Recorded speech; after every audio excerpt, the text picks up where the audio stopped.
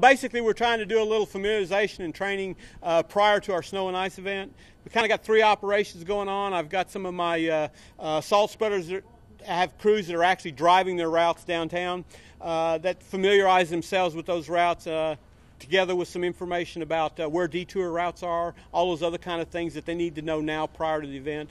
I've got some snow plows working down about a mile from here, actually doing some training on the snow plows, how they operate, how they go up, down, left, right, how they work in tandem, all those kind of things that we're going to need during a snow and ice event. And then, of course, we've got a new operation this year, which is our salt brine system. Salt brine is basically about 23.3% salt in water, and what that does is that puts that a small film of that out on the roadway, and that allows salt, the ice, not to bond to it. Our whole intent there is to be able to, day before, put this material out on the bridge decks, because we know those are going to be the first things to freeze.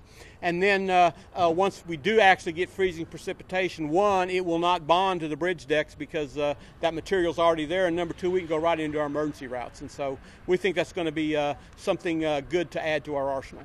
We probably have about 12,000 tons of salt on hand right now between this facility and our facility on North Santa Fe.